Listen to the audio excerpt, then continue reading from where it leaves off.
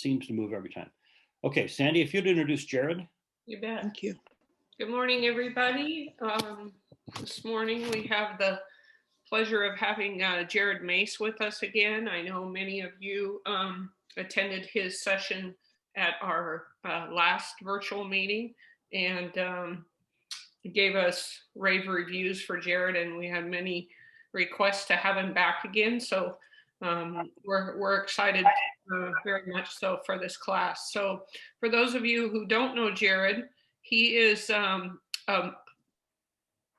sales trainer and business owner for Miracle Air in the Pacific Northwest. And he also is a mindset and performance coach.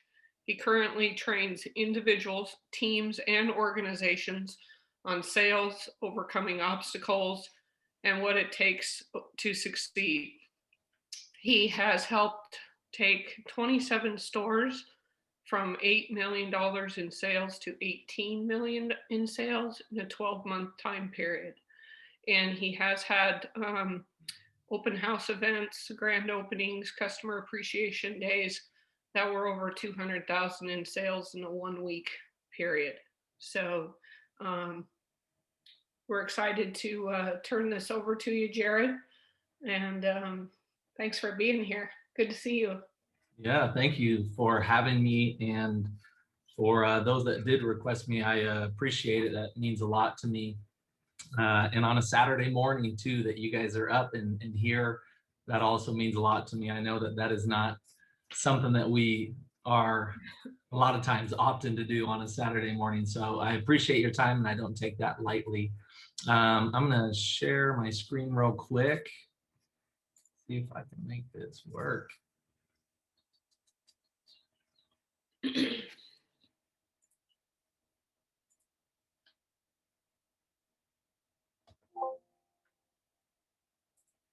That's not the one. You just want to expand it? Okay, you guys see it now? Yeah. Okay. Well, since you guys are all with me, one of the things that I do a little bit different is I try to be more experiential. And what I mean by that is I'm going to ask for you guys' participation. So first thing that I want you guys to do, if you would just play along with me, I'd like for you to put your hands together, fingers interlock. For those that have your right thumb on top, research shows that you are more empathetic and patient, caring and in touch with your emotional side, and less risk adverse. For those with the left thumb on top, these are the wild ones that we have to watch out for. These are the ones that are more outgoing and willing to take risks, less patient, but often more of a go-getter. This is completely unfounded, but I just wanted you guys to participate with me. What I want you guys to do actually is change your fingers, and I want you to see how it feels. It feels weird, doesn't it? Having something that you're not used to. It really is strange. Let me see, I got chat coming. Sorry, that was me. All right. So it's strange doing that. Same thing with when you interlock your arms. And that is one thing that we're going to talk about today is change. As you guys already know that we have an immense amount of change that has already taken place and going to take place even further. And so how do we adapt so we can have success long-term? For those that don't know me, my name is Jared Mace, and let's see if this works here. I am licensed as a hearing instrument specialist in Oregon, Idaho, Washington, California. Went to school for business, got my master's degree in business administration with a focus on organizational leadership. I actually started with Miracle Ear almost 10 years ago as a consultant, and then worked my way up into being a business owner and consultant. That's kind of the journey that I've been on. Is I started as a consultant, went to open houses, and did that for a number of years and started training other people while doing so. and then became a business owner, and we've just kind of expanded on the journey. I'm proud. My one bragging moment is that we've had 10 open houses that I've been a part of that have done over $200,000 in sales. And to me, it's not so much the dollar figure as that just tells me that we're helping a lot of people and we're doing something right. In 5 days to do over 200,000, as you guys know, that's no easy feat. We just last month did 240,000 in 1 week. That's our new all-time record. So the good news is that it's, in one sense, now that COVID's kind of getting past us, there's some success that can be had. Today's agenda, what we're going to talk about is our current market, the need to adapt and how we can adapt and how we can have long-term success. I'd like to start with some wise words, but unfortunately, they're not my own. They belong to Charles Darwin. And he says that it is not the strongest nor the most intelligent who will survive, but those who can best manage change. And as you already know, in this modern world that we live in, change is inevitable. That is the guarantee that I can give you. But progress and success isn't.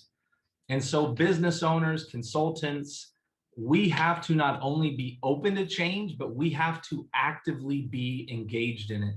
And that is no different for us in the hearing industry. We've faced a lot of changes in the industry, and we're going to be facing even more in the upcoming year. The COVID pandemic hit most of us really hard. And now with OTC coming out, we have to be more proactive than ever in order to ensure that we're going to continue to make great progress. But the question is, how do we do that? By being more intelligent? Sure, that's always a good thing. Making intelligent decisions, yes. But what does that really mean? And is that all it takes? As you've all seen before at one time or another, they have IQ tests where back in the day, they used to think that your IQ test was standard and you were set with a certain amount of intelligence for the rest of your life. As we now know, that's not accurate. But there are so many different tests, the DISC assessment, they have the color test, the animal test, whether you're an extrovert or introvert.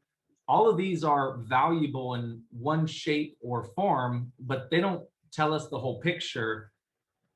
It's important, but there's one thing that they fail to describe, and it's one of the most vital ingredients for all success in the current climate that we're in, and it's the ability to adapt.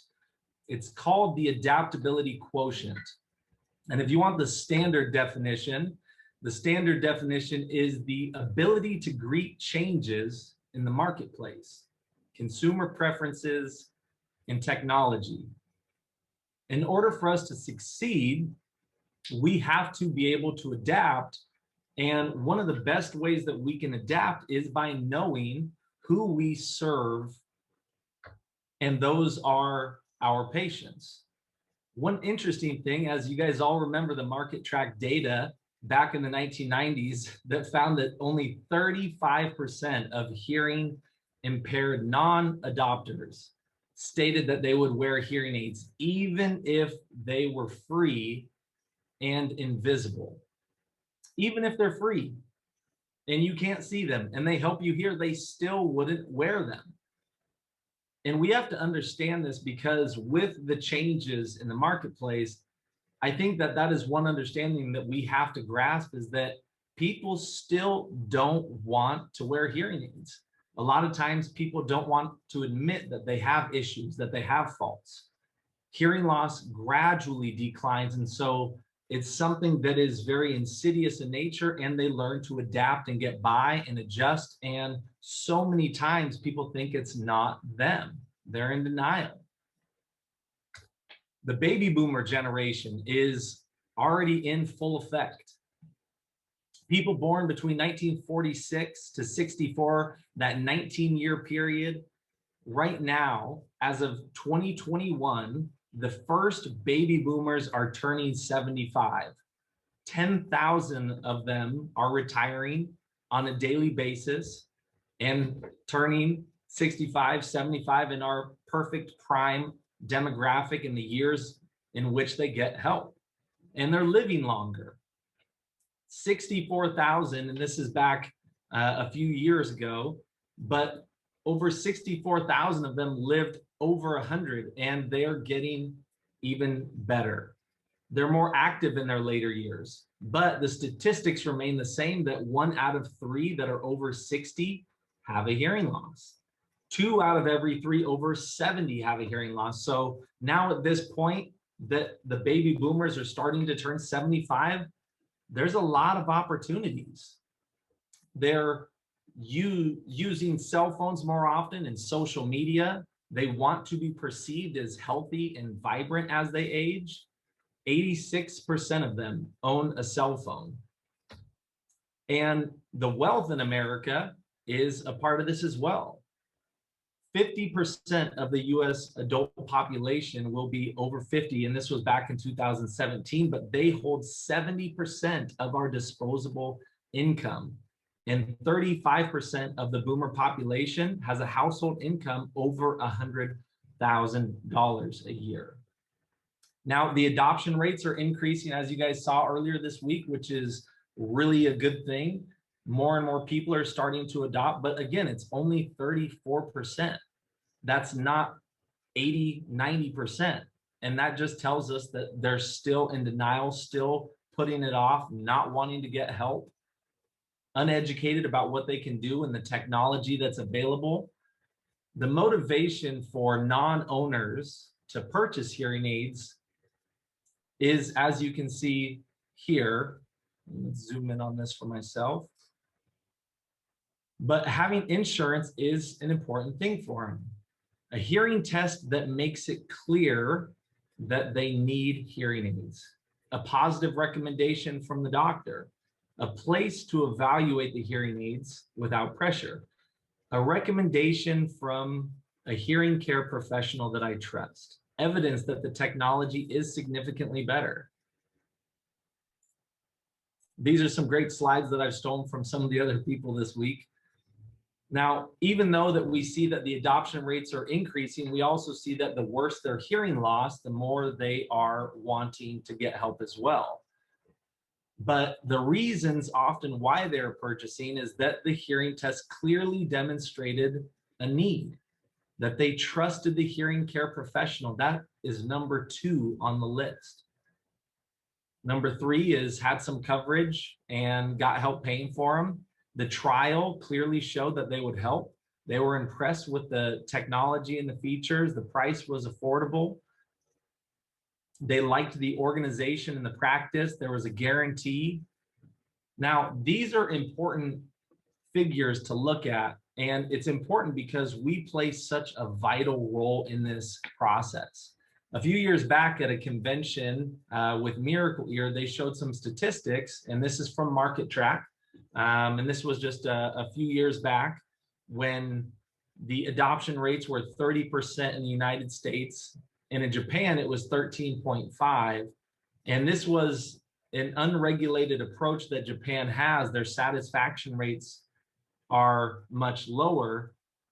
And the same thing happened when they showed us the statistic with Canada as well, is even though they are free, you don't see the adoption rate changing. And so I know that there's a lot of people who are afraid right now of the OTC. Now, with what Dr.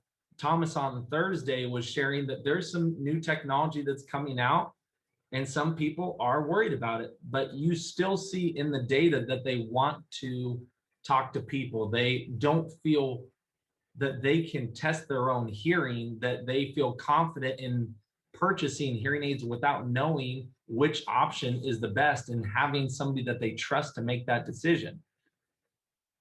This graph here, the reasons to not get help, is the largest one, non-owners who have taken no steps. And the biggest one is that they feel they can hear well enough. And then cost, other priorities, no coverage with insurance, it's embarrassing. But isn't this something that we have been hearing for years? I know in the 10 years I've been doing this, I've been hearing the same exact thing for 10 years that, well, I think my hearing isn't bad enough where I need to get help. Well, that's too expensive. I can't see myself paying for them. I got other things going on. Oh, my insurance doesn't cover it. Oh, I don't like the looks of it. Oh, that's too embarrassing to admit that I have hearing aids.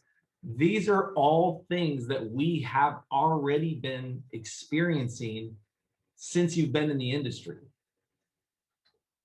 They make objections to why they don't want to get help because, again, fear of change. They don't want to make a bad decision.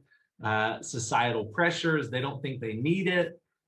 They don't know that they trust that the hearing aids will work, that the hearing care professional is doing a good job, that the company is going to be there, that they have other things going on, that the price is too high, or that the product might not be the right product. But again, these are all objections that we've been getting as long as we've been in the industry. And I talk to people who work at Costco and other places where it's a lower cost than what we have to offer, and they get the same exact objections. The reason why this is important to talk about is because a lot of times we think that price is the number one reason. And understanding our buyer, it's understandable. They're on a fixed income and it's not increasing like cost of living is going up. As you guys already know, that's a big stickler for a lot of people. And if I was on a fixed income, I would be watching my pennies too, because I would see that this fixed amount with the cost of living increasing, and I don't know how much longer I'm going to live, I have to watch those things. It's important. This is a very real thing that our patients are going through. Not only that, but everything is getting more expensive these days. All of their medical costs and food, housing, it's all getting extremely more expensive. But also on top of that, society ingrains them to ask for lower pricing. Now they have some amazing advertisements. I know you guys have seen the commercial before where the guy says, Dad, I love you. And then it says, don't spend thousands of dollars on hearing aids when you could get this state-of-the-art technology sent right to your door. It's not programmed or custom made to your specific hearing loss. It's a one size fits all. But you know what? What a great piece of marketing. And I can't knock them for it because it was a brilliant marketing piece. That is something that we are probably going to see more of, but it only confuses our patients even more. When you ask a lot of patients what their reason is, a lot of times they will tell you price. They often will go to restaurants and places asking for lower prices as well. This is what I mean by saying that society ingrains them to ask for a better deal or to complain about the prices. I know watching my uncle who's retired, he will go to a restaurant with 2 coupons all the time. And even though it says 1 per couple, and he will bring 2 and ask for more and say, well, I'm a senior citizen. Oh, okay, well, we can give you a senior citizen discount. And it is so common when people go to different locations. My mom tells me she does this, that she asks for a senior discount. It's just a way to make their money stretch. And it's smart. Now, when we hear it, a lot of times we think, oh, we need to go down in price. And there are patients that we need to do that with, but we need to keep an understanding that price is not the only reason. In another study they did with over 3,000 people that Amplifon shared with us, again, in our mind as the consultant, we often think, why didn't they buy? And it's based on price. And we often get all kinds of objections like, well, I need to think about it. I need to talk to my spouse or my kids. You know, I need to pray on it. I need to shop around. These are all valid things that they tell us. Some of them are more smoke screens as to dodge and politely say, no, thank you. But so many times, if you ask the consultant when I'm coaching them, well, why didn't they buy? The most common thing that I hear is price. when in all reality, if you actually ask the people who did buy, they said the number one most important thing to them was the store had a brand that they trusted. Number two was the personnel, they were knowledgeable and professional. The quality, this store provides good quality hearing aids. Number four is that the store personnel, they're not too aggressive trying to sell me. Number five was the store, that this store is clean and nice on the inside. Number six is location. This store is conveniently located and easy to find. Number seven is the assortment, that this store offers a broad range of options. Number eight is the hours, that they had convenient hours for my schedule. And number nine is the store has lower prices. Again, quoting Dr. Thomas Powers from Thursday, how we best adapt to the change is service. Diving into the relationship with the patient and building a solid foundation, a friendship, that we're going to be there for them long term, and we're going to be there for any hearing needs that they have, that we are performing evidence-based measures, and that we're creating a good experience that they want to come back and see you, and they want to share that experience with their friends. And that also has to be done consistently. It's not just a one-time thing, but we have to consistently add value and service to these patients. The actions that impact the HCP satisfaction the most are that we provide realistic expectations on what the hearing aids can do, that we consider their needs when recommending hearing aids. A lot of this is just tailoring it to that patient. Every patient is different. What their wants and needs are different. And what we tend to do is we tend to sell hearing aids based on what we see as valuable.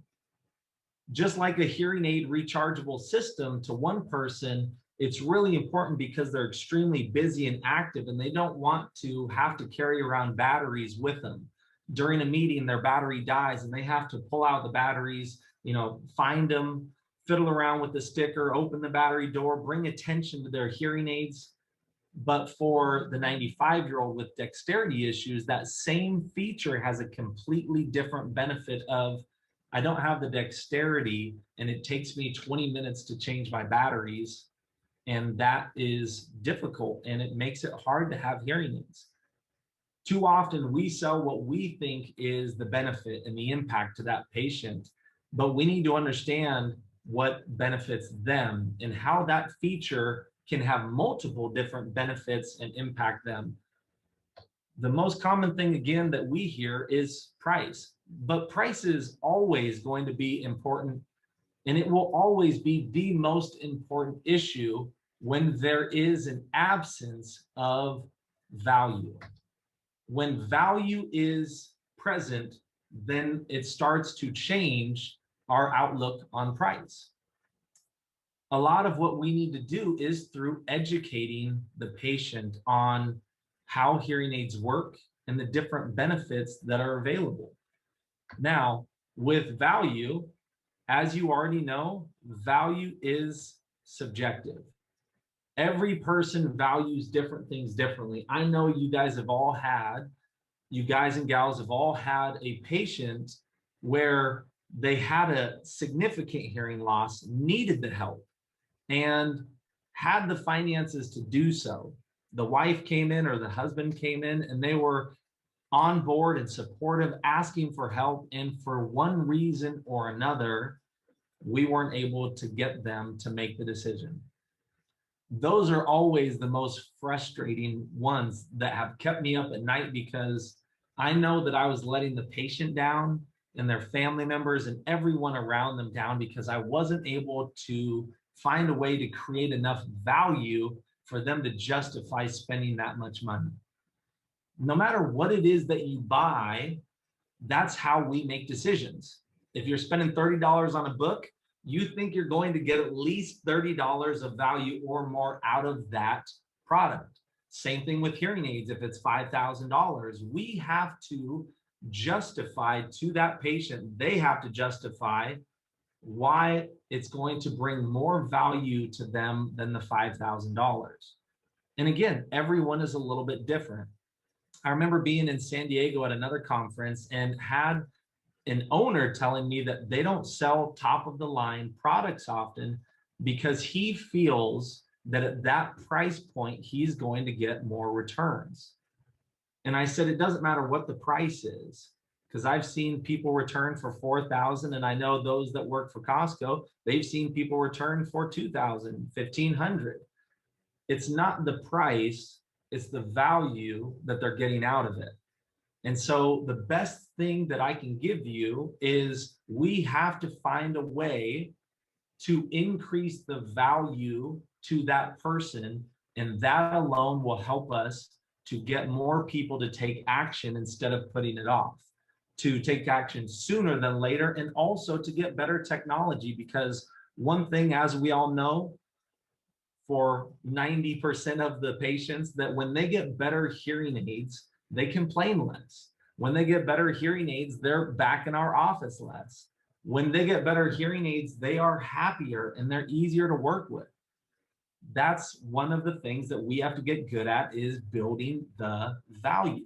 Then they can justify it. Now, those motivating factors that we already talked about are different for everyone. And I'll go ahead and read off some of these. Not being able to hear things that matter, the children, the grandchildren, not enjoying social activities where they have to avoid situations or they're being isolated. It puts a strain on their relationship. It affects them at work. There are embarrassing moments where they might say something and people look at them like, what was that? Those embarrassing moments cause people to want to get help. The medical issues as well, those are really important aspects other than these. I found this off of a website that it talks about some of the costs of not getting help, right? The average cost of a fall is close to $14,000. The average cost of depression, sorry, it's a little, I gotta zoom in a little bit. The average yearly per patient cost to treat depression is $20,000, and same thing with dementia. I remember being in California and this patient came in with her daughter, and an ear, nose, and throat doctor recommended that she needed to get hearing aids. And she said, there's no way I'm spending that kind of money. And he actually recommended it because he said that it could potentially help a little bit with her balance issues, is what her daughter was saying. Her hearing was off kilter. And she came into our office and we recommended hearing aids as well. And again, the mom said, no, thanks, I don't want to do it. It wasn't too long after that she had a fall, broke her hip, and because of her age, doctor didn't want to do surgery. So now this gal is in a wheelchair and daughter says, I can't take care of her. So we see her about 9 months later, and she is now in a wheelchair in a care home spending $7,000 a month. And the daughter and now the mom really regret that they didn't put more attention to it. These are our jobs to convey the importance of doing it, and not so much in a scare tactic, but more of an educational purpose and a caring standpoint. Any patient that's in front of me, I treat them as if they're my own family, and I look at them as if it's my own mom or dad. But I have to understand that a lot of times when they're telling me that it's the cost or that my insurance doesn't help, that also ties right along with cost, that sometimes that's not the real reason. It's more that I haven't built the value up.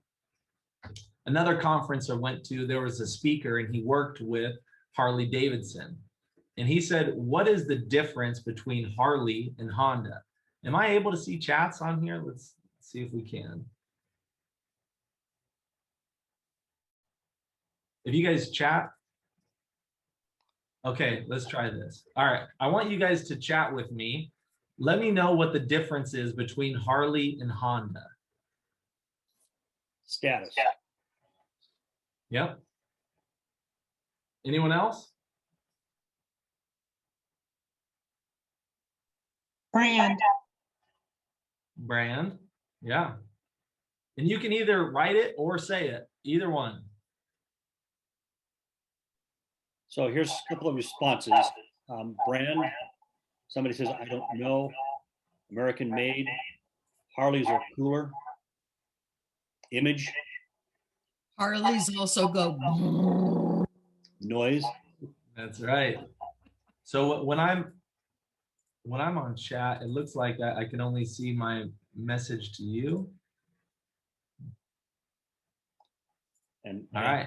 Well, you might have to just share them with me then, Rick. Sandy said they're badass. They are pretty awesome. Well, it was enlightening because he said they're not much different. And this is one of the executives from Harley, and he said they're not much different.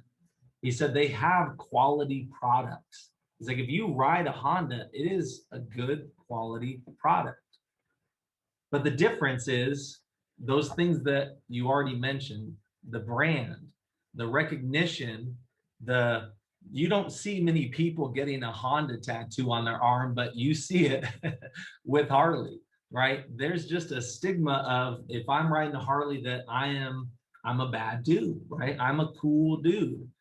And that has created just this desire to continue to want to get Harleys. And that's why they've had success. You can also customize pretty much everything on there. You can get the rims to look like bullets, the handles to look like bullets. You can customize almost everything on it. Whereas the Honda, you can, but people just don't tend to do it. The average price of the Honda is $10,000 to $15,000. For Harley, it's $50,000 for a similar bike, but it's that much different. And if you ever walk into a Harley location, the experience is different as well. It's a very similar thing if you guys were to go to Starbucks, right? If you were to go to Starbucks and get a coffee, you're going to pay anywhere from, $3.50 to $5.50, sometimes even more for one coffee.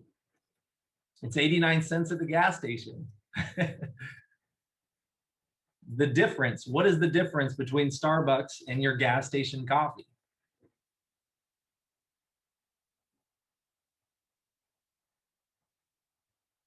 You guys will have to say it, or Ricky will have to share it with me.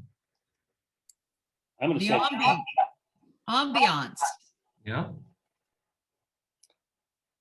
Sugar, presentation, experience, Sugar. consistency, experience, brand, handcraft.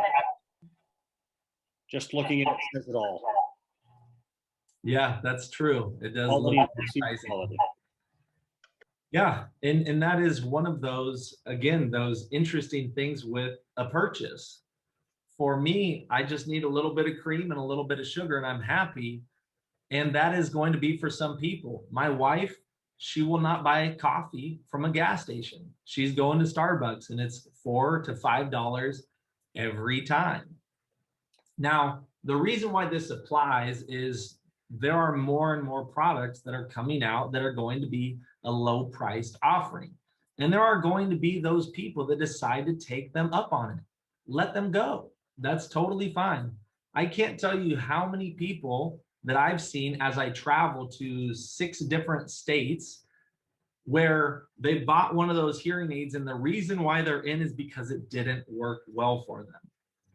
And that is, for us, if they are getting more people to take action, if it is increasing the amount of people that get help, the first time I find that people get hearing aids, a lot of times they want to just get something that works for them, but they don't know how they're different.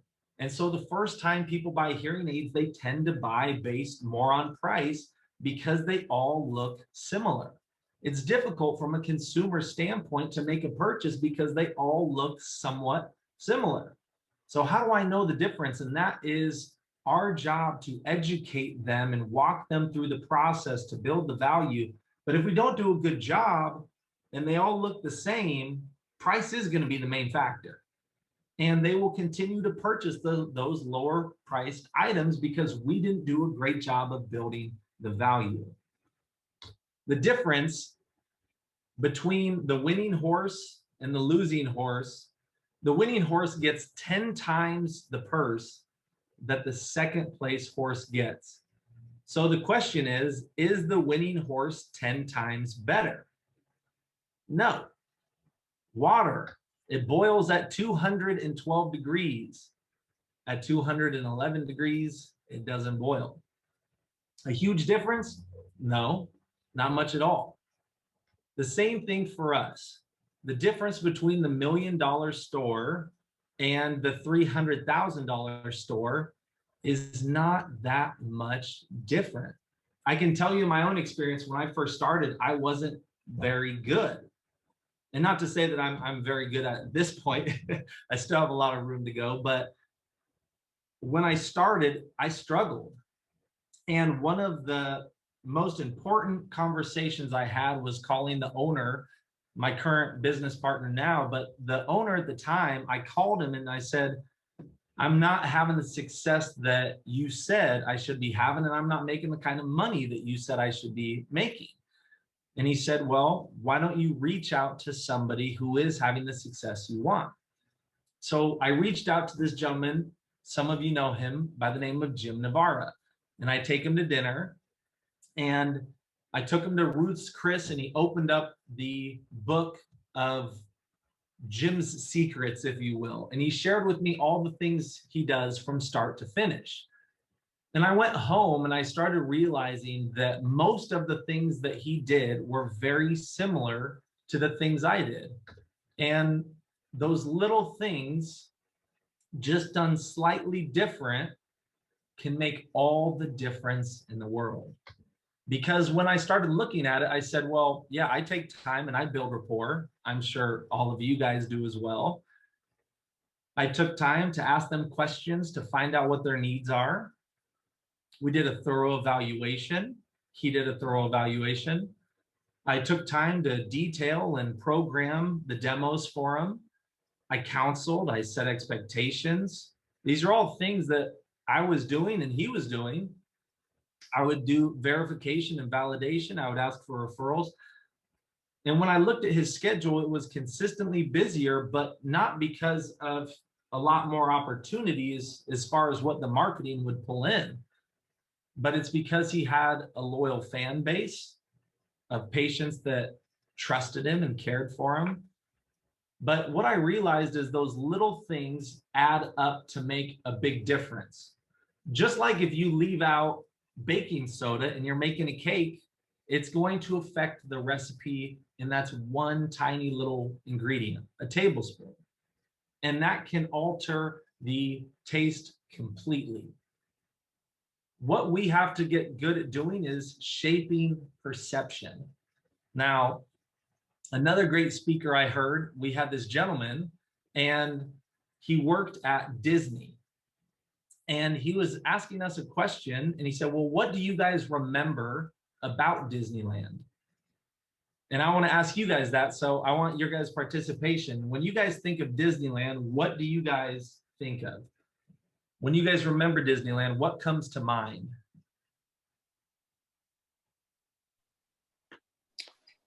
Magic, Clean. happy and clean, Mickey Mouse. Mickey Mouse, okay. exhausting, fun, waiting in line, the castle, Okay. the rides, fun family memories, Grandkids. having fun with everyone else, joy and laugh and family, more lights and Experience. oh, dollar sign. It's magic. He said the #1 most popular answer when they did the research, and you guys have been to Disneyland, obviously, and they have these tablets nowadays where they are standing there asking for you to answer the question. He said the #1 answer is the cleanliness of the park. Those were the answers that we were giving too, but it was so shocking that the #2 was the service and the kindness of the staff. Hardly anyone said the rides, and that was the reason why Walt Disney created it, was for the attractions. And that is fascinating to me because hardly anyone remembers that as the main thing. He said that they empowered their employees to treat the park as if it was their own. And so they would be rewarded if they walked by a piece of trash, they would pick it up because the details matter.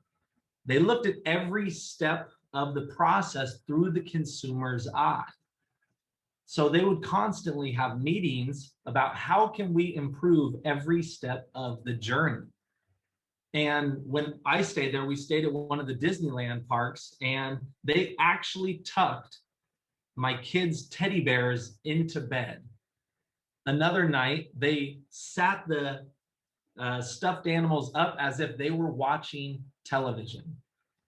It was really adorable. And our kids, on the way, right before we're opening the door, they were so excited to see what the stuffed animals were doing.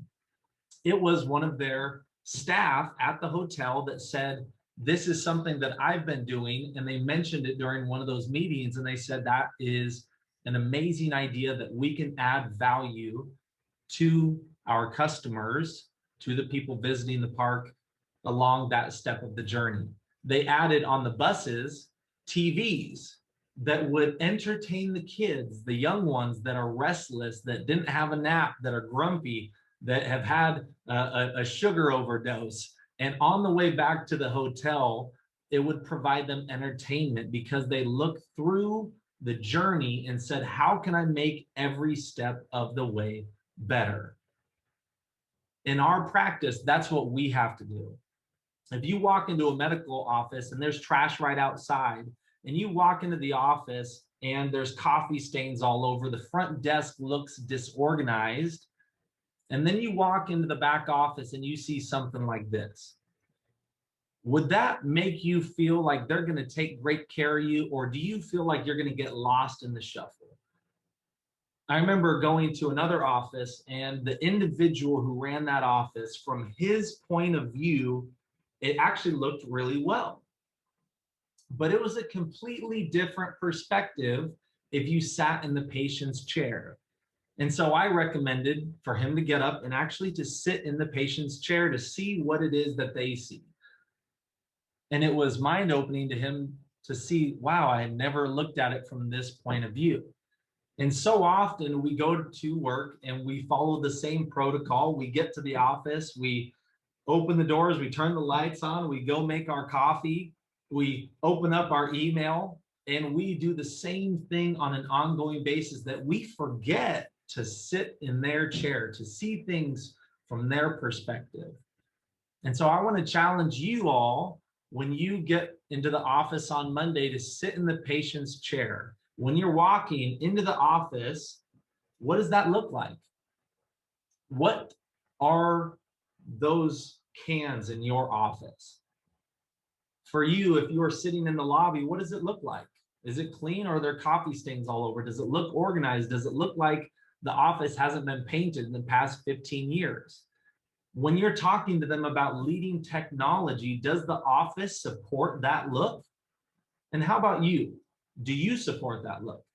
I remember having a patient tell me, I would buy hearing aids from you, Jared, but unfortunately you're going to be leaving and I'm going to be stuck with the consultant who's here, who that day had a massive mustard stain on his tie and was wearing a lab coat that had gray dingy marks all over it. And it created the impression that he wasn't taking care of himself. So she didn't feel comfortable moving forward with another purchase of hearing aids. We have to look at those little details Sit in the patient's chair in your office and see what it looks like. Is it a mess? Is it unorganized? Does everything look clean and professional? My wife went to culinary art school. And when we moved to Boise, Idaho, where we live now, we were unpacking and I came across this book, and it had the differences between a 5-star restaurant, a 4-star restaurant, and so on and so forth. And it's interesting to me, just seeing the differences. But we have to set the stage in a similar format, that the walkways and the approaches are well maintained and clean. The awnings, the signs, the flags, the paintings, the plantings, they're clean and in good condition. The reception area and common areas are clean and free of debris, that the temperature is comfortable, that it's well organized, the desks are clean, the floors and walls and ceilings are in good condition, free of debris and all kinds of paint chips, and it looks well maintained. The windows and frames are clean of debris. There's not spider webs and dust. The tables and chairs are clean and hygienic in appearance, and the restrooms are clean and organized. This is something, if you would like, I would take a screenshot. I can send it out to you all, but I would use this kind of as a guide when you get back to your office and kind of use it as a check mark and see how you're doing. The better that you are doing, the more increased value you have, because it looks like it is more technology leading, that you are going to be more professional and cleanly. What our patients want most, they want to feel valued and understood. They want to feel respected and appreciated. These are the 2 psychological needs that your patients want. They want to feel valued and understood. So how do we make our patients feel valued and understood? How do we communicate in a way with them where they feel valued and understood? One important part is asking questions and doing a good job of listening, putting our personal things aside so we are attentive to their needs, that we're giving them good eye contact, that we are listening to them, that we're asking follow-up intelligent questions. I know, as I see people who've been doing this 20, 25, 30 years, they've heard the same thing over and over and over again, the same complaints, the same comments, the same objections, and they tend to hear it so much that they lose the passion and the engagement with the individual, as if it's not their first play that they've been to. One of the things that I teach, that we've been talking about for a long time in our organization, is that we want to be an actor or an actress kind of in a Broadway play, that the patient is an audience member, that it's their first time watching the play. And so we want to, no matter how many times we've heard those objections and comments and questions, we need to be there as if it's their first. If we see a hearing loss and it's significant, and we don't think much of it because it's not terrible and we've seen it 1,000 times, to that person, it might be significant. And the struggles that they're having might be significant. Even if they have a mild hearing loss, but they perceive it as a significant difficulty, we have to be there and be empathetic of what's going on, be caring of them. And that is all done through communication. Communication is broken down into 3 parts. It's the words that we say, it's the tone and the pace and the body language. Studies say that 7% of our communication is the words, 35% is based on the tone and the pace, and 55% is based on our body language. I think all of it is important. I can't say that that study is accurate, although I've seen it 100 times. I think every little part of what we do and say is important. They did one study where they had groups that they were testing in a restaurant, and they had certain groups, the servers, where they would repeat exactly what the customer would request or order. And the other participants in the study, they would repeat kind of similar and say, okay, I got it. They would just verbalize that they heard the order. Whereas group A, were saying exactly what they ordered. So they wanted Coca-Cola and they wanted the mac and cheese with a Caesar salad. Okay, you want a Coca-Cola with the mac and cheese and a Caesar salad. Yeah, that's right. Okay, great. Whereas the other person would just acknowledge that they ordered. Interestingly enough, the servers that repeated verbatim what it is that the customer asked, their tips were on average 70% higher than those that just verbalized and gave an agreement. So what can we take from that? We can take that when we are using the same words that the patient is using, remember that the patient used those words on purpose. They chose those words. And to them, those words are important. And even if the words that you want to use are different, remember to repeat the words that they're saying, because that helps them to understand that you are listening. Now, you've heard the old saying, it's not what we say, it's how we say it. There's an art of what we do that comes into play here. And this is important even at home. For those ladies out there, what kind of difference would it make if you said, hey, honey, how do I look? And you asked your husband, and he said, wow, you look great today. Compared to, wow, you look great today. Same words. Wow, you look great today. Compared to, wow, you look great today. It is not just the words, but it is also the tone of voice and our body language. It's the pace and the eye contact. These all play a part in it. The words that we use speak to our logic. The tones and the pace speak to our emotion. I was in Paso Robles and I went out to dinner, and the lady was describing me their catch of the day. And she said, it is a local, freshly caught salmon, and the chef perfectly sears the salmon so it has just the right amount of crunch while staying tender and flavorful. It's drizzled with a sweet demi glaze, and it comes with chopped potatoes that are deliciously sauteed in crunchy chili flakes and paired with a zesty, crunchy salad of mushrooms and cucumber and sweet corn. It is delicious. I know most of you are getting hungry now, but too many times when we've seen a patient's problems 1,000 times, we lose the passion in which we say something. Too many times when our wife asks us how I look, we've said it 1,000 times and we lose the passion and the tone of voice in which we say it. You see, sales is communication, and it's every day in every area of our life. We're communicating with our wife, with our kids, with our friends, with our neighbors, with our patients, with our front office assistants. We're communicating and influencing them, and we can get better and better at doing this. And the better we get at it, it will improve every aspect of your life.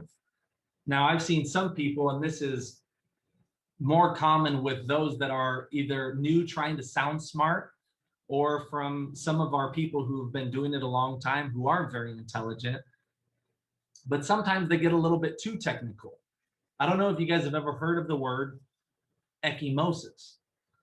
Ecchymosis is the fancy word for a bruise. That's right, a bruise. And too often we use these fancy terms to sound intelligent, and there's a time and a place for them, but we need to communicate in a similar manner with where our patients are at. And we need to walk along that journey with our patients. When we emphasize words and use a tone of voice, this is also critical to the success of our communication. Each one of these words, if you emphasize it differently, it's going to create a different meaning. Well, I didn't say that Johnny stole the money implies that it wasn't me that said that. Well, I didn't say that Johnny stole the money. Well, maybe I wrote it down, but I didn't say that. I didn't say Johnny stole the money. implies that it was someone else. I didn't say Johnny stole the money. Well, maybe he hid it or cut it up with scissors. I didn't say Johnny stole the money. It's something other than the money that Johnny stole. But every little emphasis on those words, the same words, completely change the meaning of that sentence. If you haven't done it yet, I would highly recommend recording one of your presentations or whatever you call them, a consultation or a hearing aid evaluation. Record it and see how you do. I've done it and it is painfully awkward and painful, but very educational. When you get to see and listen to your tone of voice, your pace, your body language, whether you are giving good eye contact and you are present in the moment with the patient, is going to be an eye-opener for you, whether you are doing that. One of the best at communicating was a gentleman by the name of Dr. Milton Erickson. He was an American psychiatrist and psychologist. He specialized in medical hypnosis and family therapy. Now, this is interesting because he had polio, and as a psychiatrist and a psychologist, he was in a wheelchair later on in his life. He was tone deaf and colorblind, but he is one of the most famous psychiatrists and psychologists and has broken through to some individuals that no one could get through to with their personal issues. And if you watch him, he talks about how your unconscious mind, also known as your subconscious mind, how that does most of the processing of information. And so what he did first and foremost is he communicated in a very similar manner as the patient. Now, you've probably met the Italian who talks with his hands and he says, you know, gosh, come on over here. I got to show you this picture. Good. Pulls up his phone, shows a picture and said, you know, I went fishing and I caught this fish this big, and man, it took maybe an hour to pull this thing up, but man, I was pulling it up like I was pulling a car out of the river. And then you have that sweet 85-year-old lady who has no husband and she comes in alone and she's a softer talker. She's not really excited about getting hearing aids, but she isn't really giving good eye contact. She's not extremely confident and she talks softer and slower. What do you think would happen if you are communicating like the Italian and you're saying, hey, how you doing, Miss Smith? It's great to see you. Come on back here. Let me explain how our hearing aids work. Let me first start with going over the audiogram, okay? So right here at 0, 125, 220, 250, you start going through explaining how hearing aids work. There would be a complete disconnect. And it would probably repel you from getting that cell or helping this person and their family. So what Dr. Milton Erickson taught people is to communicate with people's unconscious minds. We need to communicate like them. If you want to sell different types of people, because my goal is to help everyone who has a hearing loss that needs help. And whether that's through our foundation or lower cost options, if they have hearing loss, I want to help them. And in order for us to do that, we have to be able to communicate in a different way with different patients. And so he talks about mirroring what they're putting out, almost like you're just feeding back through like a mirror. So if they're talking louder and faster, then we need to talk louder and faster and say, how are you? It's great to see you. It's a little awkward at first because we tend to know how to stay in our lane. But then what happens is we tend to sell the same types of people and we don't connect with other types of people. If you want to help more people, if you want to get people to take action sooner than later, we have to get good at communicating with different types of people and personalities. Perfect example, I was in California and this gentleman was a surfer type and he's having a conversation with this New Yorker and he's kind of just real chill, laid back, and the New Yorker is talking fast and she comes back with me and says, hey, is something wrong with him? Like, he is so slow. And I had to explain to her that it's just part of who he is. But I want you to pay attention to how fast they're talking, how they're using their hands and eye contact. And I want you to mirror that. If you have an 85-year-old grandma, I want you to slow down when you're explaining the audiogram and the anatomy.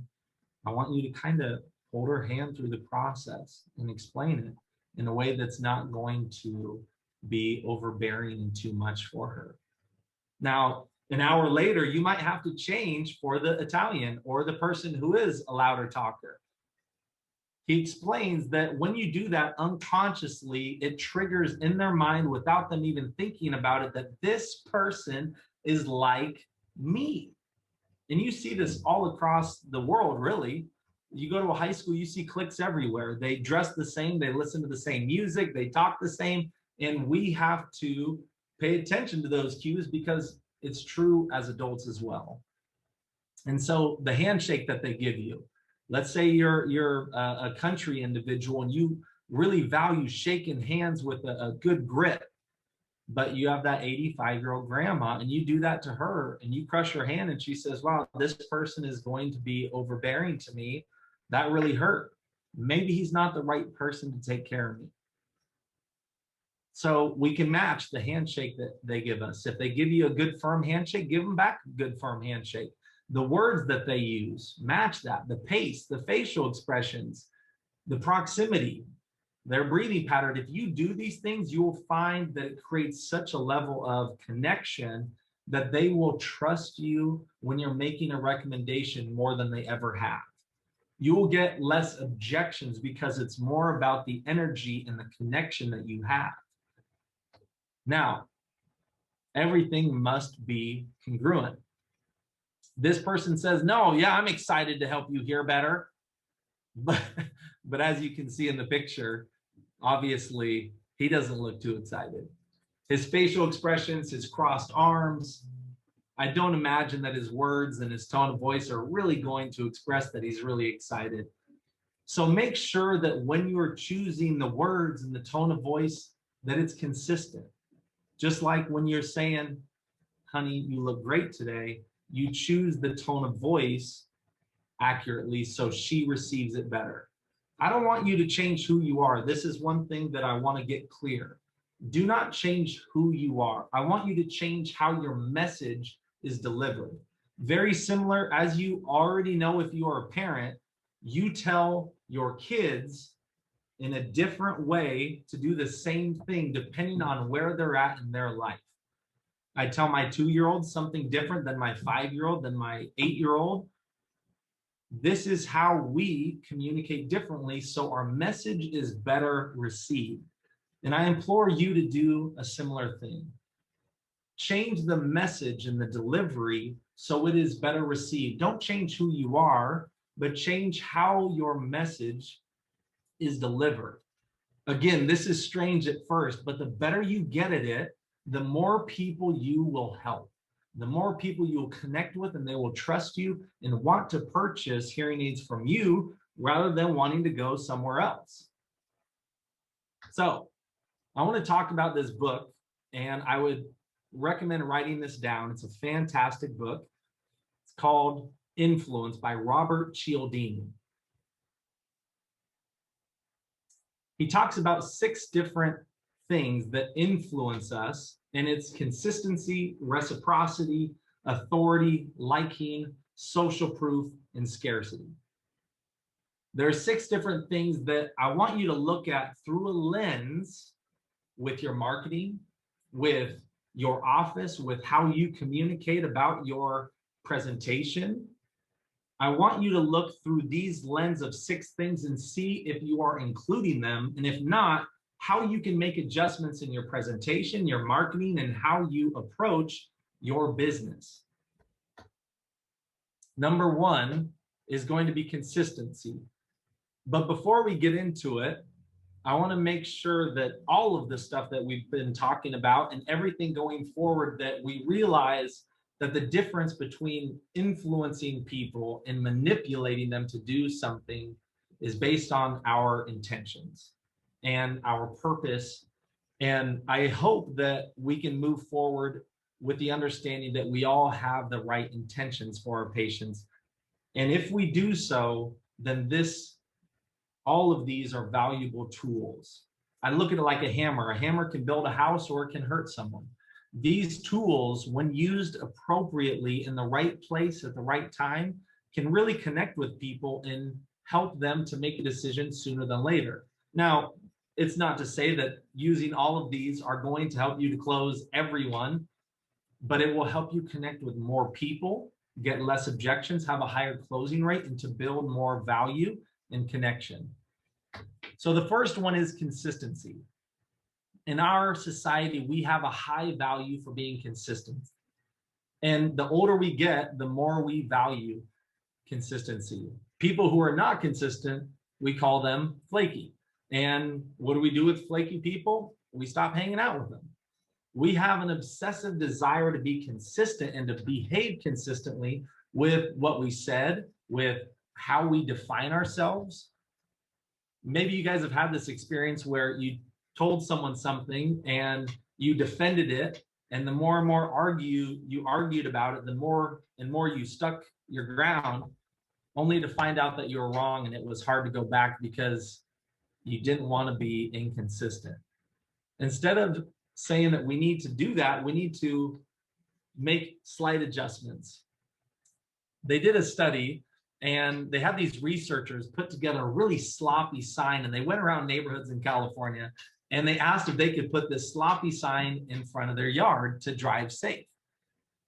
Just across the street, they got 76%, where on one side of the street, they got 17%. What is the difference? The difference is that the individuals on the other side, the second neighborhood, if you will, they signed a petition on the importance of safe driving 2 weeks ahead of them going door to door to ask if they could put the sign there. So the people already signed a petition saying, yes, I support safe driving. And now that they signed a petition, when they came back and said, sir, you signed a petition, would you be okay if we put this sign in your yard? And 76% of them allowed them to put this ugly drive safe sign in the yard. They did another study in New York, and they staged thefts on a New York beach. They set up about 5 feet away from the test subjects, and after 5 minutes, they would stand up and leave, and another actor would come and steal the radio and then run away. The first 20 subjects, only 4 did something. They were reluctant to put themselves in harm's way, and so they just let the individual steal the radio. The second group of 20 subjects, 19 out of 20 did something about it, and they became virtual vigilantes. Some even got physical with the thief. So what's the difference? The difference in this one is that they asked the onlookers to watch their stuff, and they said, yes, I will watch your radio. I will watch your stuff. So how can we use this to connect and to influence the people that come in? Part of it is taking time to educate the person on the medical benefits of getting help or of not getting help, how it can harm us. And when we do so, and we ask a question like, can you see why we recommend getting help sooner than later? And they say, yes, I can see why that's important to get help sooner than later. And you ask another question that says, can you see why it's important to get the right help? Yes, I can see why it's important to get the right help. That is something when we take the time to educate, that little question can make a difference. So the question for you is, and apply this to all of your marketing and how you communicate with your patients, how can you get your patients to say, yes, I want to be consistent? Is there something that you can do with your practice that can get them to say, yes, I want to get help sooner than later? And yes, I want to get the right hearing aids for me. Not the cheapest hearing aids, but the right hearing aids for me. The next part of it is reciprocity. Whether we like it or not, When you accept something, we feel more obligated to reciprocate that in kind. It's almost like you gave me something, I gotta level out the playing field. You see it with compliments, you see it with at the food court. I'm sure you've had this, because I know I have. When I'm walking around the food court, someone gives me something and it's tasty, and now they're looking at me in the eyes and they say, you know, we have a special going on right now. I'm so much more inclined to go in there. They have a deep psychological need to reciprocate the feeling. Small things done in the right place, they make all the difference in the world. There was a religion, the Hare Krishna, that used to be in airports, and they used to give you gifts, a rose, a toy, a bracelet, and then you would see them 30 seconds or a minute later, and then they'd be asking for a donation, and they were wildly successful because they gave you something first without asking for anything in return. And then after you accepted it, now you feel more inclined to give them back something. I'm sure you've also had this when somebody gave you a compliment. Oh, I love your glasses. And then you look up and down to find a compliment that you can give them as well. Another study, this professor sent Christmas cards, hundreds of Christmas cards, to just random people in a phone book. And he was surprised because he got so many in return from the people he sent them cards, and he had never met them in his life. But they reciprocated because they felt, you took enough time to write me a card, I at least owe you that in return. So the question for you in your office, how can we use this, again, to connect with people, to make a difference, to influence them? We can give them a compliment. Now, it's got to be a sincere compliment. And what I would recommend if you're going to give a compliment is follow up with a question. Oh, I love your boots. Where did you get them from? Ooh, I love your earrings. Where did you get them from? I love your belt buckle. Did you make that yourself? What a cool cane. Where did you get that? Follow up with a question so it sounds sincere, and I hope that it is sincere. Give them a drink or a snack. Give them your time and your attention. Give them information. These are all things that we can make sure that we are giving them things, so then they will want to reciprocate and give us back things, if you will. Authority. That was another part of the puzzle to influence people. When we view someone as an authority, we are more obedient, we listen more, we pay attention more. This was ingrained in us as children. The perception of individuals is our reality. Our perception is our reality until proven otherwise. If they think that you are an authority, they will listen more. If they think you are busy, they think you are more successful, which increases your perceived value to them. A lot of the times it's having a uniform, which is why so many places say, you know, we need to have a lab coat or a nice button up and a tie or something that looks professional. If you were in a diner and you saw this individual say, hey, I have to go, I have patients waiting for me, and he pulls out his wallet and he pays for cash, and he's walking outside and he's well groomed, a nice suit, nice shoes, and he's walking outside, and you look out the window and you see a Mercedes, you see, you know, a SUV that's a few years old, then you see a pickup truck. What do you assume that he's driving? Most people assume that it would be a Mercedes based on all of the other information that we have. Now, it's not that it is going to be his vehicle, but that's the assumption that we make. In their mind, if we look like we're doing well, if we look like we are successful, if we look like we have a busy practice, then there will be a higher sense of authority and perceived value that this place is successful. They did a study, and they call it captainitis in flight school, where captains were clearly making obvious wrong decisions during their simulations, but the co-pilots and other crew members didn't even point it out. 25% of the simulated flights would have crashed because the crew members wouldn't take corrective action in the face of the captain. In a hospital, they've done multiple studies on this. But in this one study, 22 phone calls were made to various surgical wards, not words. The physician told the nurse to give 20 milligrams of a particular medicine to a certain patient, and there were 4 obvious red flags. Yet, unfortunately, scary for us, 95% were filled and almost administered.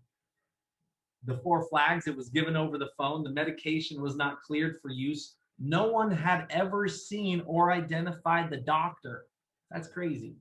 And the medication amount was double the maximum dosage, making it lethal. Yet 95 were filled, 95%. So it's just kind of crazy in that sense. So how could we use this to influence the patients that this is a good place? First and foremost, making sure that the office looks organized, professional, and clean, that we dress professional. Now, I wouldn't tell you to wear a pinstripe suit. It just doesn't make sense in what we do. But we want to dress the part. We want to have a shirt that is not ironed, that it's not all wrinkly, a tie that doesn't have mustard all over it, that we don't have food in our mouth, that we look like we took the time to take care of ourselves and our office, that it's organized. These are things that can help us to create a sense of authority. If you can get written in an article or document that's co-authored with someone that has more credibility in your field, and that could be posted in your office, on the coffee table, on the desk, online. These are things that can increase your ability to be seen as an authority. Having your picture or article published in the newspaper, on the radio, a podcast, news station, having testimonies in written picture form, any awards that you've won, having those up in the office. These are all things that create a sense of authority. The same thing, I want you to ask that for when you get back. How can we make it look like we are a place that is professional and that we are the authority in this area?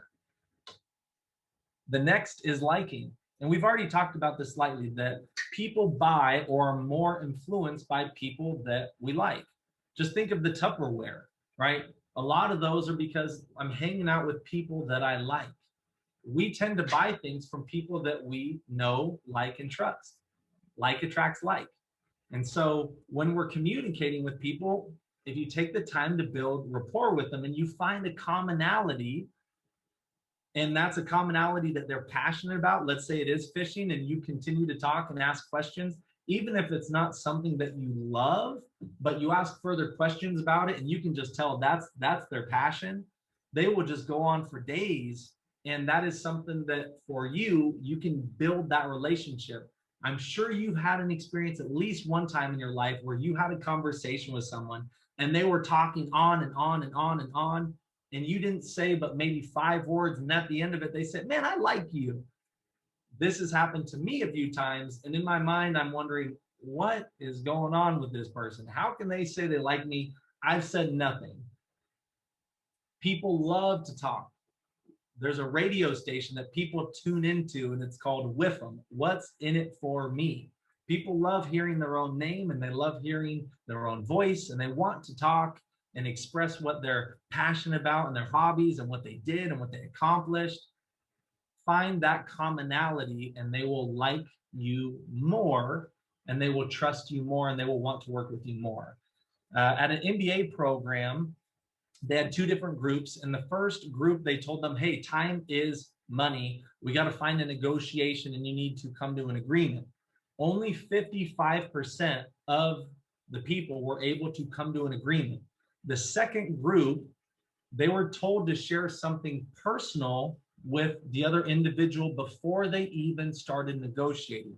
So find a way to identify something that you have in common, to talk to them about something other than hearing aids, right? In this example, when they were talking to them about something other than what they were negotiating about, 90% came to an agreement. So for different types of people, we need to communicate in a different way. As we've already talked about, finding the commonalities, building the relationship, communicating in a similar manner, If they're talking loud, we talk loud. If they're talking fast, we talk fast. If they're talking with their hands, we talk with our hands. We're using a similar verbiage that they're using. So then the question is, same thing for you, how else can you set up situations where you can create similarities or liking? Now with advertisements, this is something I need you to take that same approach to. How can you set up a situation of liking with your advertisements, with how you communicate about your appointments? The next one is social proof. The 6 main types of social proof, it comes from customers, experts, referrals from friends, ratings and reviews, social media proof, certifications. But social proof is when people are uncertain about a certain course of action, they tend to look outside of themselves to other people to guide their decisions and actions. I remember in Portland when this ice cream place called Salt and Straw opened, and there was always a line around the corner. And we drove by a few times, and just because we saw the line, we had to open up our phone and figure out what is going on here. And then after we found out it was ice cream, we one day got in line just like the rest of them. We tend to follow if we see other people doing it. Testimonials from satisfied customers are powerful social proof. There was an ad writer, Colleen Sott, and she changed the line at the end of this infomercial from operators are standing by to if operators are busy, please call again. From operators are standing by, like we're waiting for you, to if operators are busy, please call again. Weird little change in the words, but sales took off and skyrocketed because operators waiting meant that no one wanted the product, that they're waiting for me to call. Busy operators meant that others were calling and wanted the product. So again, with how you communicate, with your advertising, how can we create social proof? They did a study with a group of evangelical preachers, and they would actually take a group of people during the altar call when they're asking for tithes, which is crazy.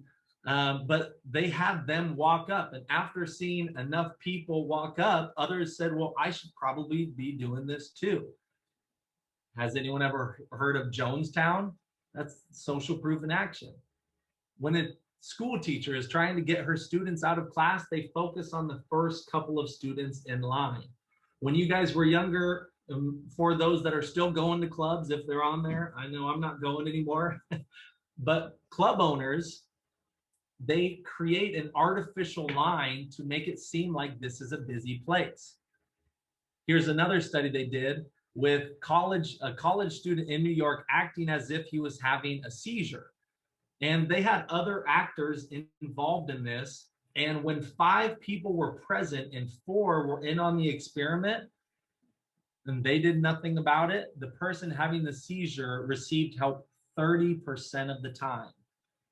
If there weren't other people, 85% of the time they would help, just because of watching other people. A question to you, if time was of no concern and you are with your spouse and you really are wanting to have a steak and you're driving down the main road and you see 2 steakhouses, one, the parking lot is completely packed and the other, it's empty. And again, time is of no issue. Which one would you go to? I would assume probably the one that's packed because social proof tells you that the food, the service is good. If it wasn't, it wouldn't be busy. So how can you create a situation of social proof? Video testimonials, testimonials written online on social media, having a binder of patients, if again, they give you their permission with a picture and a quote. These are all little things that we can do to create a sense of, I'm not the only one. Back when COVID wasn't around and we weren't taking breaks between each patient and we were sanitizing the office, we would stack the patients back to back to back, because instead of setting up one appointment here and then one in the middle of the day and one at the end of the day.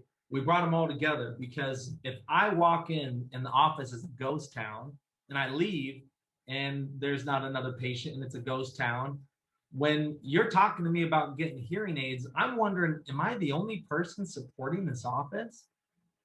But if I walk in and a patient is just leaving or just getting done and I have to wait a minute, and then when I leave, I see another person in the lobby. In my mind, this person is busy and social proof tells me that they're doing well. So again, how can you use that? Make that adjustment. Scarcity. Things that are in high demand and in scarce supply have a higher perceived value. In elementary classrooms, if there was a constant supply of cookies, they were not in high demand. However, if there were only 2 or 3 cookies, the value of that cookie would skyrocket. Now, I'm not a big fan of all of the advertisements of the ones that tend to work, like looking for 17 people. It's been out forever since I've been in the industry, and I'm not the biggest fan of it. But if patients are in the chair, then that's our goal, is to help people. If that's what got them into the office, then I'm a fan of that. Because there's some advertisements that we've run that don't create that scarcity, and unfortunately it didn't work and didn't bring people in. And so you have to go back to what works sometimes, which is why that same advertisement piece has been working forever. When British Airways announced that it was closing the London to New York Concorde service, sales went through the roof. Nothing changed about the service or the cost. It just had simply become scarce. This is why you see on advertisements that there's a limited amount of time, that it's exclusive, that the engagement ends soon. So again, how can you use this to your benefit with what you're doing in an ethical and caring way? These are the 6 different ways that we can add elements of this to influence them to want to get help sooner than later. Now, moving aside from the strategies, what I find is that there's 3 different things that ensure success long-term. It's strategies, it's our state, and it's the stories. Now, we'll go into each one of those, but the most important thing is our ability to maximize. And in order for us to maximize the opportunities that we have to be in the right state of mind. More important than the skills to influence people is our mindset and being able to maximize those opportunities. It's your strategy, it's your state, and it's the stories. Now, what is state? I want to ask you a question if you've ever been in the zone. So I played college basketball, and there were a few times that I just kind of caught fire where I felt like I just couldn't miss, that I'm shooting into a massive, like an ocean, and I just can't miss. If you've ever had that, you know what it feels like. Same thing as a hearing specialist. If you've had one after another, that every person that's walking in, you're getting them help. And you have this kind of confidence that is almost unshakable at that moment, that it is like everything is flowing at this time, that no matter what questions and objections and people come in, I will find a way to build rapport and trust and commonality and value, and they will want to get help now rather than putting it off. Maybe you've had that experience.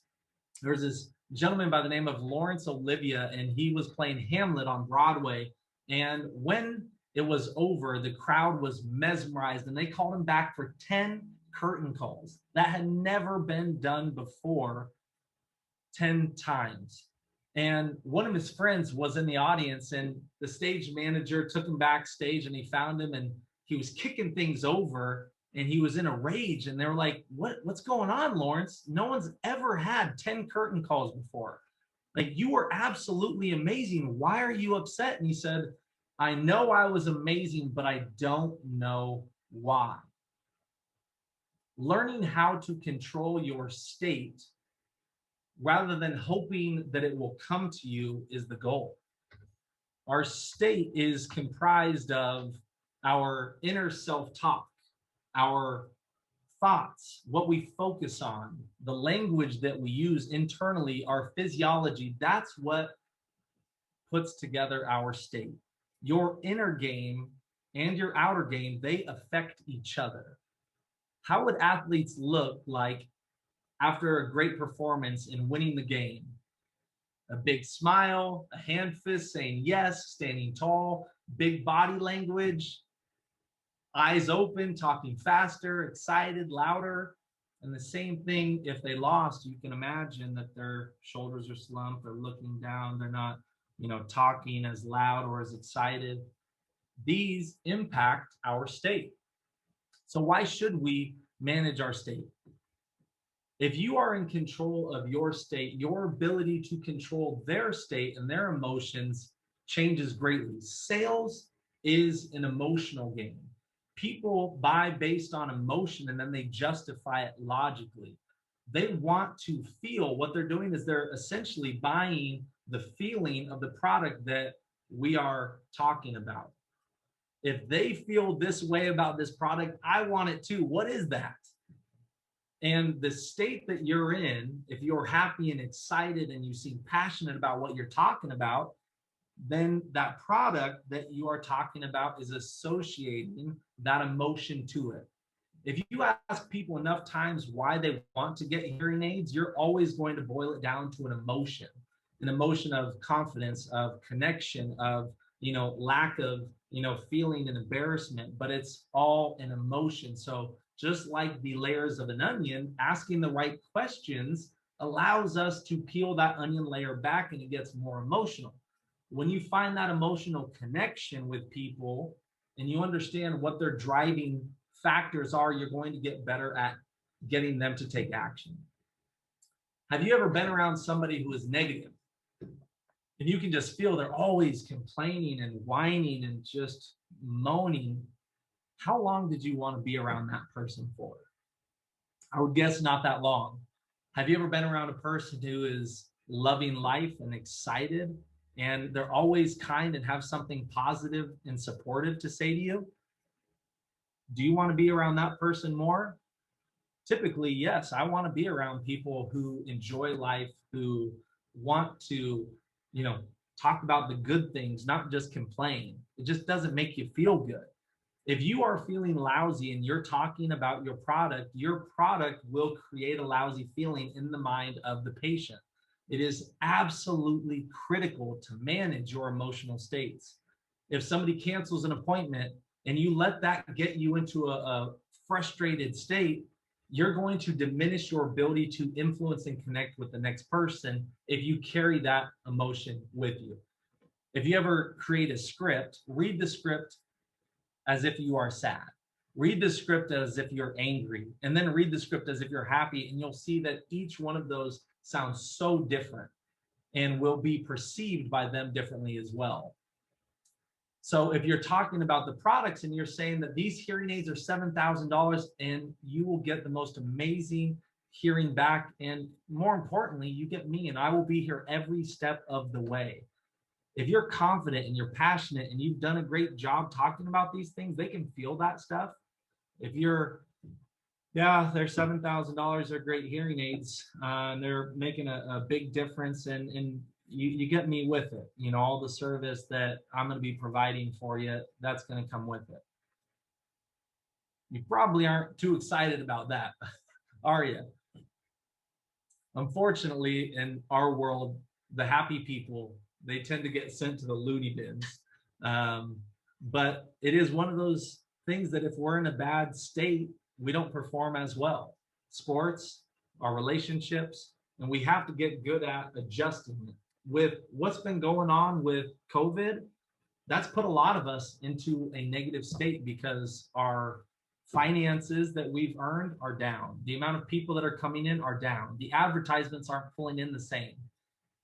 Every one of us on this call has had a negative thing happen to us. Your choice is how long you stay in that negative emotional state for. Every single person has had something happen, And your choice is how long you let that keep dragging on for. You got to find a way to treat it like water off the duck's back, because in order for me to be at my best and to communicate effectively, I can't bring that other stuff with me. I remember a story of the Chicago department where the sanitation services, they went on strike, and the trash just started piling up. And now the rats were coming up from the sewers, and everyone started complaining about the rats. The rats were there all along.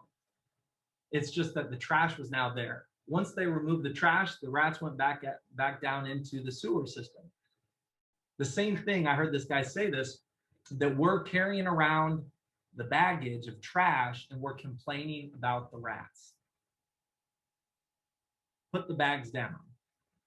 We can't keep taking last year and dragging it into this year. We can't keep taking our negative thoughts about OTC into these appointments and saying, oh, the industry is changing and this and that, because it's only going to affect you more negatively. If I went door to door and I'm saying, you don't want to buy this, do you? You don't want to buy this, do you? I could knock on 10,000 doors, but I'm not going to be very effective. We have to communicate effectively, and that is part of our emotional state to be able to do that. So part of it is what we focus on, our thoughts. What you focus on determines your quality of life. So what do you focus on with OTC? If you think that it is going to change the industry and you are scared and you are acting fearful and talking fearful on a daily basis, it might be a time to sell. And this is the one shameless plug that if you are close to retiring, Miracle Ear, I know, offers a great price if you are selling, that if it ends up happening, that it wouldn't be a bad idea. And I say that it's a shameless plug because you're not doing yourself any service or your patient service if you're taking that fear into every appointment. So if you are understanding that we have to make adjustments and that we have to bring our A game on a daily basis, that we will always be able to continue to add value and service to people, then you're going to approach it different. I remember talking to this real estate agent when they started saying that agents are going to be online and that there will be a death of real estate agents, and the same thing with financial advisors. And yet there is still real estate agents and financial advisors, even though there is technology that will allow them to see it online, where they don't have to meet with a real estate agent, but yet there are more real estate agents now than there were 10, 15 years ago. And the same thing with us. You heard some of those studies that people are not feeling confident about making their own decisions, about diagnosing their own hearing loss and making choices on whether they need them or not. There is still a huge opportunity, and we're just getting into the baby boomers being 75, where 66% of them have hearing loss. The opportunities are there if you look for them. This is an important question because our focus affects how we communicate with people. If you focus on what you can't control, if you focus on that there's a lot missing and that you don't have power on, then you are powerless. What we see depends mainly on what we look for. So we have to change what we look for. Again, if you focus on what's missing and you can't control it, and on the past, you're powerless. Most of us don't experience life. We experience what we focus on. If you look around your room right now and you look for brown things, you'll probably find brown things. But how many of those things were white that you were looking for? Or purple? You weren't looking for it. There's this part of your brain, it's called the reticular activating system. And when you are looking for something, the unconscious part of your mind starts finding it, because that's where I told my brain to look for it. Just like when I got a Volvo, I started seeing Volvos everywhere. When I got into the hearing aid industry, I started seeing hearing aids everywhere. I'm sure you guys were the same. But we have to control our thoughts and what we focus on in order to control our state and our emotions. In life, it works the same way. I was doing a speech for our group in Vegas, and I said, on your way home, on your way to your hotel room tonight, I want you to look for all the beauty on your way home. And then the next day I said, I want you to look for all the ugly things on your way back to your hotel. Inevitably, people came and shared with me what they saw. And it's interesting because you find what you are looking for. If you focus on the things that empower you, you will be empowered. Your beliefs about yourself, about your job, about your company, about your products, your future, the OTC, how would these beliefs affect your success? If you believe that you are the top producer, you tend to step it up if you're not performing as well. If you are really passionate about your job and you love your company and you think that your products are the best products on the market, then you will communicate in a different way. If you say, well, they don't value me very much and the industry is just changing and all hearing aids are hearing aids, and yeah, they're too expensive, I don't really like what I do anymore, that would completely alter how you connect and communicate with that person. The reason why this is so important is because your thoughts affect your feelings affect your actions affect your results. If you believe that your spouse was having an affair on you and you're supposed to have dinner and he or she was late, what would you start thinking? A completely different thought would create a completely different feeling, and then you would probably respond differently when they got there, or if they didn't. Maybe their phone died and they had a flat tire. If you didn't think that they were having an affair, then you probably wouldn't be having those thoughts, and you would probably be more concerned, and then you would be feeling more scared that they're not there and they're not answering their phone, and it's more of a worried feeling. And then when you saw them, it would be, oh, I'm so glad you're safe. The same thing for what we do and how we feel about our products is true.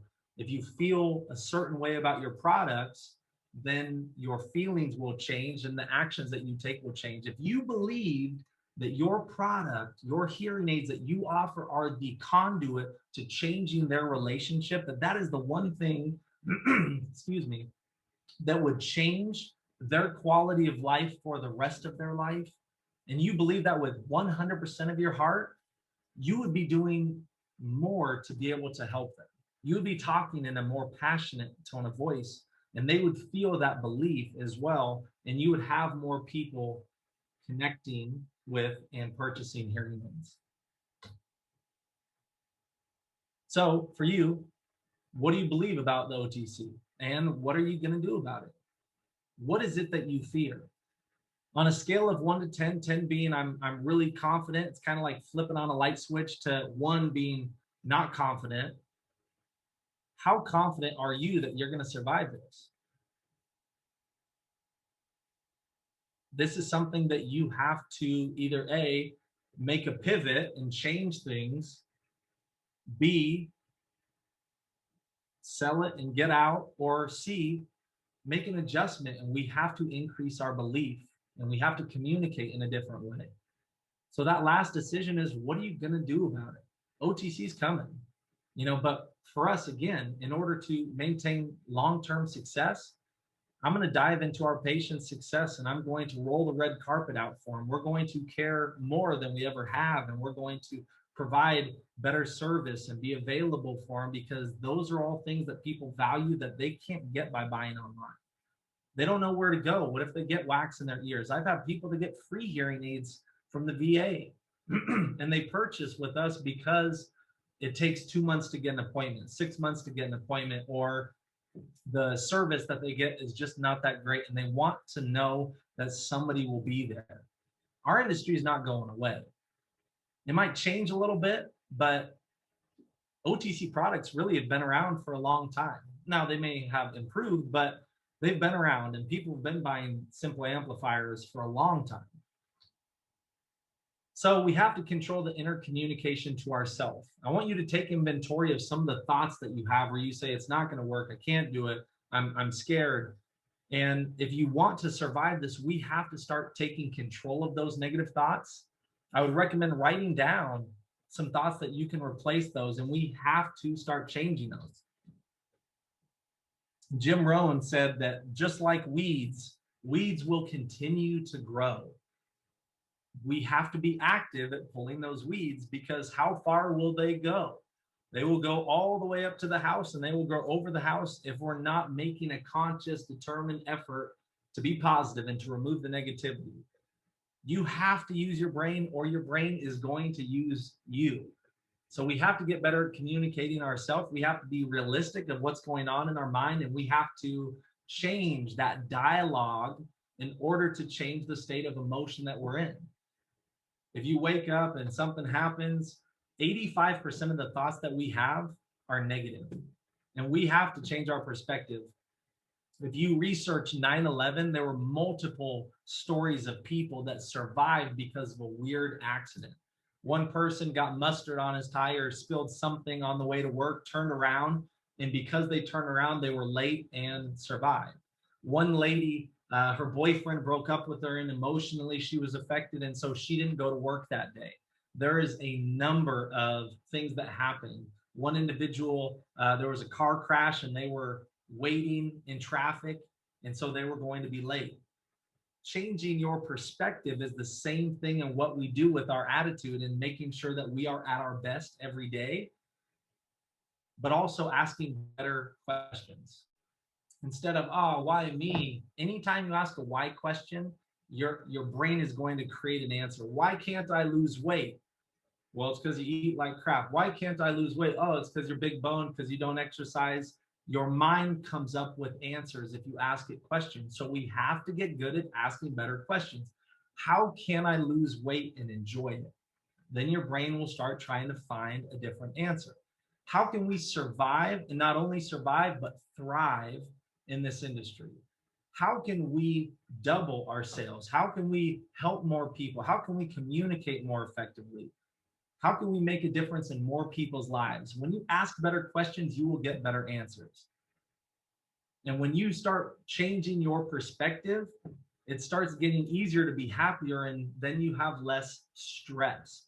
And this is an important part of life, that money is important, but your happiness is also important. I can't tell you how many times something's happened in the morning, you stub your toe, and then it's like, oh, it's going to be one of those days. And now we're starting to look for things that happen to make it one of those days. But what if you changed your perspective? Let's say you got a flat tire, and you say, maybe this is happening for me, not to me. Maybe by me getting a flat tire, something else would have happened. By changing your perspective on it, it can affect how you feel about that whole thing. The same thing with what we're doing. Change your perspective on the OTC, where you say, look, the whole reason why I got into this is to help people. And if this is getting more people to get hearing aids, then that's a blessing, because I know that they are going to fail on them. They are going to have issues, and they don't get the service. They don't get the aftercare. They don't get the real human interaction and touch. So it doesn't affect me as much. But these stories and how we change our perspective affect us greatly. The stories that you tell yourself, what you buy into, they affect you. There's a story by this name, W. Mitchell. He is now a motivational speaker and businessman, and is really motivational. He's on a motorcycle, and this laundry truck decides to turn abruptly, and he was right there. And so he lays the motorcycle down. The gasoline tank is there, drags on the cement, gas and spark create a fire, and he lights on fire. 65% of his body was burned. He was determined to keep moving forward, and he got his pilot's license. 4 years later, he's flying a plane, and a tragic accident happens, and he crashes, and he becomes paralyzed. His wife was able to make it through the burn, but now that he was in a wheelchair, it was too much for him, so she left him. Yet he was determined not to let that affect him. He ran for mayor, and his slogan was not just another pretty face in the office. He said, it's not what happens to you, it's what you do about it. He said, before I was paralyzed, there were 10,000 things I could do. Now there's 9,000. I can either dwell on the 1,000 things that I've lost, or I can focus on the 9,000 things I can still do. That's powerful, because most of our limitations are self-imposed. Take the mindset that I'm not going to be defeated. Take the mindset that I'm going to crush this, that I'm going to keep helping people, and I'm going to help more and more people. I'm going to connect with more people. That's the mindset that I would implore you to take. So what are your stories? Are they positive or negative? I didn't reach my goal because the marketing didn't work, the economy, the area I live, my town is poor, the people that are coming into my office, they can't afford it. I've actually heard that. I've seen consultants for our company that multiple years were always at the bottom of the barrel, always last or second to last place. And when you ask them, they say, well, it's just this area. It's just this town. It's just this city. You know, this is the armpit of Idaho. It's the armpit of Oregon. It's the poorest city in the poorest, you know, county in the poorest country. And this is, to me, once we got a new consultant with a different mindset, all of those stores went from the bottom performing where they did 200,000, 250, 300,000 to over $1 million in sales with just a shift in an individual, a shift in a mindset, a shift in a belief that they went in there not knowing what is possible, not having those preconceived notions. Guess what? It's the same people coming in, and guess what? Those people that you said they didn't have money, they did. I don't know if you've ever had a patient that came in, told you they couldn't afford it, and then you saw them later or you followed up with them and they ended up spending that much money somewhere else. Happens. So what are the stories that you're telling yourself? In order for you to get better, you have to divorce the story, let go of it, put down that bag, and you got to rewrite a new one. It's time for us to change because changes are happening. And if we don't change with the changing times, then we're going to get left in the past. So how can we change our state? Take a screenshot if you wanted this. Changing our physiology, making sure that we're exercising, that we're moving. When you get your blood flowing, it will get your energy up, and the energy is contagious. People feel, wow, this person has energy. He's excited about life. Change your appearance, dress for success. Control, again, what you're focusing on. Change the tonality, the words you use. Making sure that, again, your energy is in the right spot by eating healthy and getting sleep. And then having these daily rituals where you're asking yourself quality questions. In the morning, you're not like, oh, ooh, ah, but you're saying, I'm waking up another day. You know, thank you, Lord, for another day. I'm so blessed. And you start looking for blessings, you will find the blessings. And it changes how you respond. So the keys to lasting change, for us to get better, we have to make that change. We have to get better. You have to kind of raise your standards. Think of it like a thermometer. If you have the thermometer set at 70 degrees and it goes down to 65, then it kicks into overdrive to bring it back to 70. The same thing that we do if we're having a hot month and things are going well, then we tend to self-sabotage ourselves and tone it down. I want you to increase your standards and your beliefs of what's possible. When you start believing it, and you really start believing it, not like, yeah, I kind of believe it, but when you really believe it, then things start happening.